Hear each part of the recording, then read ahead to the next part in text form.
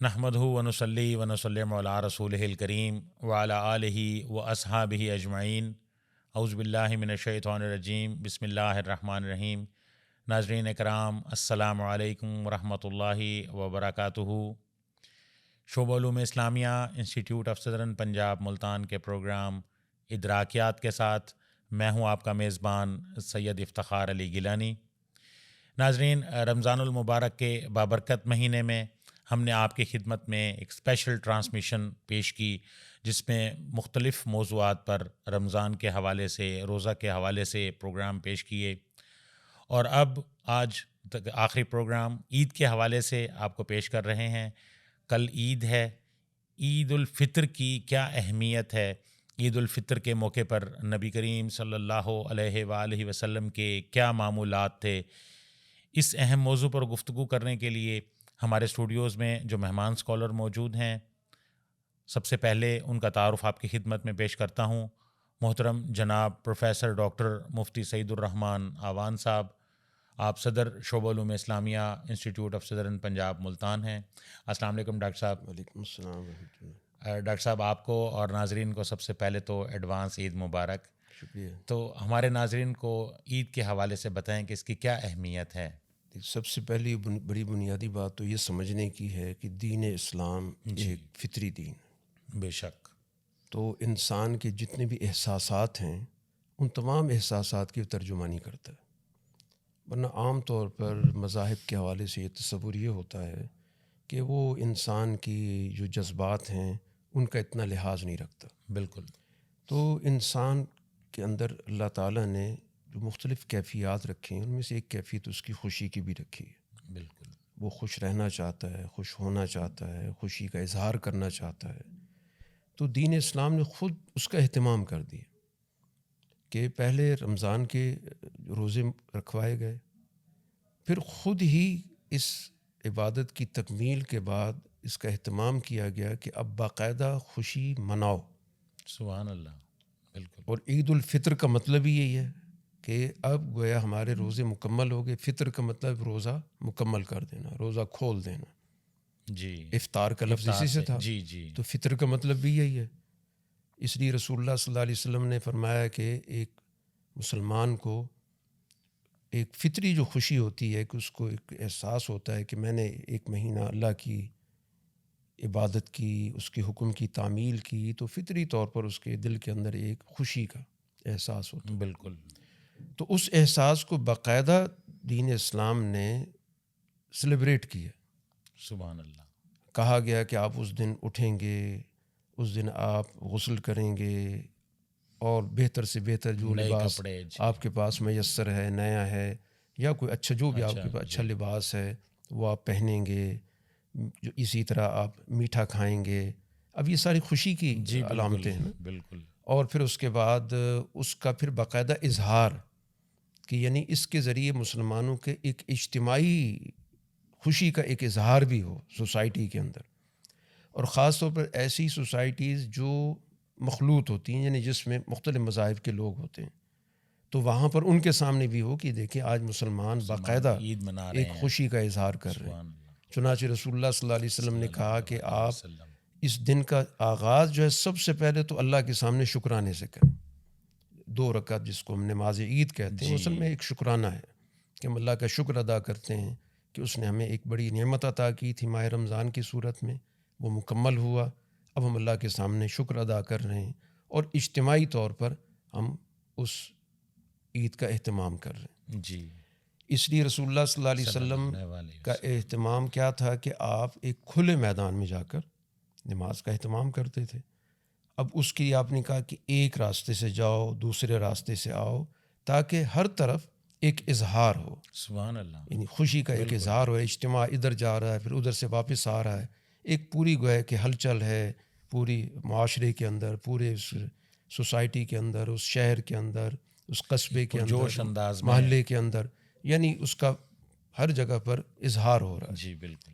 تو اب یہ گویا کہ ہمیں باقاعدہ اس کا رسول اللہ صلی اللہ علیہ وسلم نے اہتمام بھی کیا اور ہمیں باقاعدہ حکم بھی دیا۔ اب ہمارے خوشی منانے کا طریقہ تھوڑا سا ظاہر مختلف ہے کہ ہم سب سے پہلے نماز کے ذریعے کہ اللہ کے سب سے پہلے تو ہم نے اللہ کا شکر ادا کرنا ہے، سبحان اللہ، کہ اس نے انعامات دیے، اس نے ہمیں اس دنیا کے اندر رمضان کا بابرکت مہینہ دیا جس میں ہم نے زیادہ سے زیادہ عبادات کی، اللہ سے ہمارا ایک تعلق قائم ہوا، قرآن کے نزول کا بھی ایک قسم کا گویا کہ اس کا بھی ایک جشن وہ بھی اس میں شامل ہو گیا، بالکل، پھر اسی طرح باقی جو اللہ کے انعامات ہیں وہ سارے اس میں شامل ہو گئے۔ تو اس لحاظ سے گویا کہ اس دن کا رسول اللہ صلی اللہ علیہ وسلم نے اہتمام بھی کیا، اور پھر اس کے بعد آپ نے یہاں تک کہا کہ جب آپ عید کا اجتماع کریں تو اس میں خواتین کو بھی بلائیں، ان کا بھی اہتمام جی بالکل۔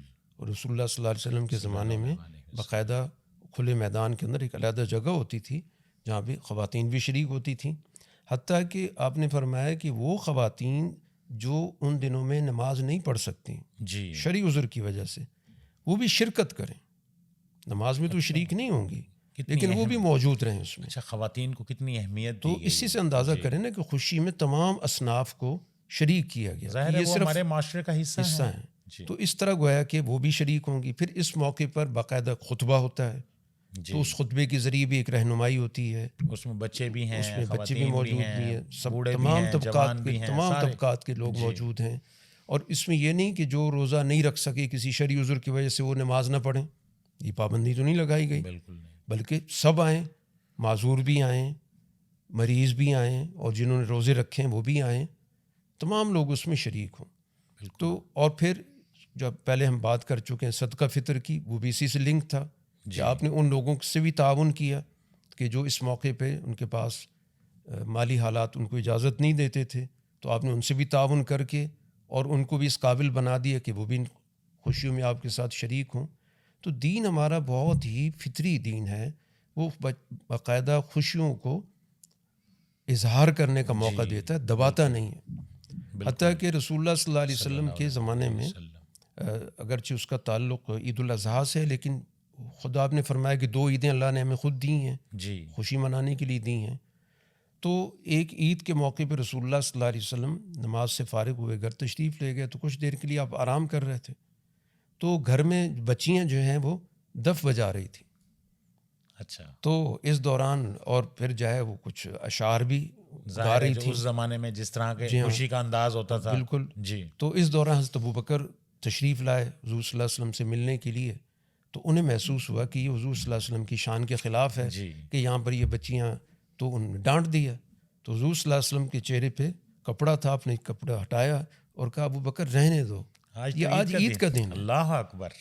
تو ہر قوم کی عید کا دن ہوتا ہے، یہ ہماری عید ہے، یہ ہماری عید ہے۔ تو گویا کہ یہ دین جو ہے یہ بنیادی طور پر فطری دین ہے، بالکل۔ تو وہ ہمیں تعلیمات دیتا ہے، ہماری خوشیوں کو دباتا نہیں ہے، بلکہ جو خوشی کے مواقع ہیں خوشی کے اظہار کی بات کرتا ہے، اور باقاعدہ ہمیں پوری اس نے ترتیب بتا دی ہمیں۔ یعنی دیکھیں نا، اب یہ چیزیں بھی کہ آپ نے صبح اٹھنا ہے، غسل کرنا ہے، کپڑے پہننے ہیں، میٹھا کھانا ہے، اب یہ تو وہ چیزیں ہیں نا جو انسان خوشی موقع پہ کرتا ہے، تو خود کہا گیا کہ یہ کرو۔ تو اس لحاظ سے گویا کہ یہ عید کا دن جو آ رہا ہے تو یہ ہماری واقعتاً ایک اظہار خوشی مسرت، اور ہماری زندگی میں اللہ نے ایک ماہ رمضان کی سعادت عطا کی، تو اس کا بھی ایک انسان کو ہوتا ہے کہ ہم ایک بڑی سعادت ہمیں اللہ کی طرف سے نصیب رہی، اور ہر شخص نے اپنی بساط کے مطابق اس میں روزی بھی رکھے، قیام بھی کیا، دعائیں بھی کیں، نوافل بھی پڑھے، اللہ کے راستے میں خرچ بھی کیا۔ تو اب یہ گویا کہ فطری چیز ہے کہ اب ہم اس کا باقاعدہ ایک اظہار کریں، سیلیبریٹ کر رہے ہیں اس پہ لوگ ملیں آپس میں، خوشی ایک دوسرے کو دعائیں دیتے ہیں، تقبل اللہ منا۔ جی ہاں بالکل، یہی کہ اللہ نے تمہیں توفیق دی، ایک دوسرے کو ہم دعائیں دے رہے ہیں کہ تمہاری جو ہیں دعائیں قبول ہوں، تمہارے اعمال قبول ہوں، وہ بھی کہتا ہے تمہارے بھی قبول ہوں، گلے مل رہے تو ہیں، یہ گویا کہ بالکل، تو یہ ایک بڑا اچھا گویا کہ ماحول ہوتا ہے، اور یہ دین کا تقاضا ہے، یعنی صرف معاشرتی نہیں ہے، یہ دین نے ہمیں خود کہا ہے۔ تو اسی سے پتہ چلتا ہے کہ دین بڑا ایک فطری نظام دیتا ہے، ہمیں دین سے جڑے رہنا چاہیے، وہ زندگی کے ہر موقع ہر مرحلے پر جو جس طرح کے تقاضے ہوتے ہیں ہمیں پوری رہنمائی کرتا ہے، تو اس رہنمائی میں ہم بہت ایک متوازن، ایک معتدل، ایک بڑی خوشگوار زندگی بسر کر سکتے. جی بہت شکریہ ڈاکٹر صاحب. آخر میں ہمارے ناظرین کو یہ بتائیے گا کہ نبی کریم صلی اللہ علیہ وآلہ وسلم کے معمولات جیسے عید کی خطبے کے بعد آپ کے عید الفطر کے دن کیا معمولات رہتے تھے؟ دیکھیں معمولات تو رسول اللہ صلی اللہ علیہ وسلم کے اس وقت کے حالات کے مطابق ہوتے جی. ایسا بھی ہوا کہ بسا اوقات ضرورت پیش آتی تھی، کسی جگہ پہ کوئی مہم بھیجنی ہوتی تھی تو آپ نے یہ بھی کیا کہ لشکر آپ نے روانہ کیا. یعنی خوشی کا یہ مطلب نہیں ہو کہ آپ غفلت کا شکار ہو کے بیٹھ جائیں اور آپ یہ نہیں آج کچھ بھی نہیں کرنا. یعنی بے عملی کا دن نہیں ہے، عمل کا دن ہے.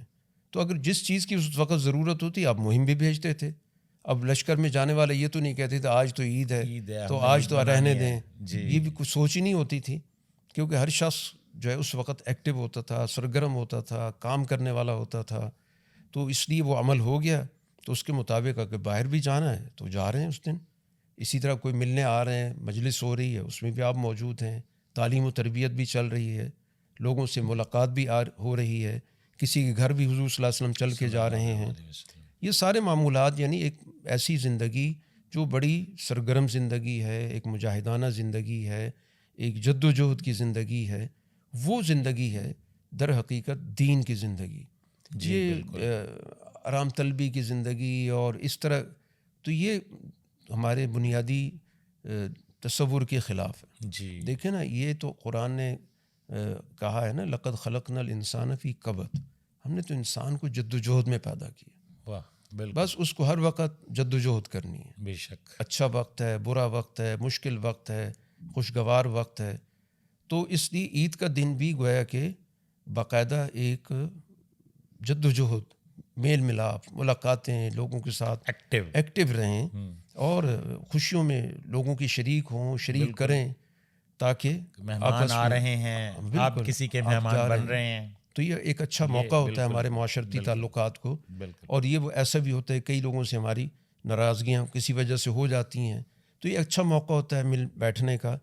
اگلے آدمی کو بھی احساس ہو جاتا ہے، اس کی بھی اگر کوئی تلخی ہے تو کم ہو جاتی کہ آج تو عید کا دن ہے تو چلیں آج ایک دوسرے سے انحراف کرنا، اعراض کرنا. بالکل. تو یہ اس کو ہمیں اپنے تعلقات کو بہتر سے بہتر بنانے کے لیے استعمال کرنا چاہیے. اپنے اقرباء سے، اپنے میل جول رکھنے والوں سے، اپنے ہمسائے سے، اور خاص طور پر جن سے ہم ایک عرصہ ملتے ہی نہیں ہیں، تو اہتمام کر کے ہم ایسے لوگوں سے ملیں گے تو اگلا آدمی بھی اسی کیفیت میں ہوگا، تو آپس میں خوشگوار تعلقات کو مزید فروغ حاصل ہوگا. جی بہت بہت شکریہ محترم جناب پروفیسر ڈاکٹر مفتی سعید الرحمان نعوان صاحب، صدر شعبہ علوم اسلامیہ، institute of southern Punjab Multan. آپ تشریف لائے اور عید الفطر کے موضوع پر تفصیلی گفتگو آپ نے فرمائی.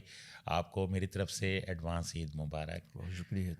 اور آپ نے رمضان کے حوالے سے بھی کافی پروگرامز میں آپ نے شرکت فرمائی. آپ کا بہت بہت شکریہ. آپ سے بہت کچھ سیکھنے کو ملا ہمیں. آپ کے لیے ڈھیروں دعائیں.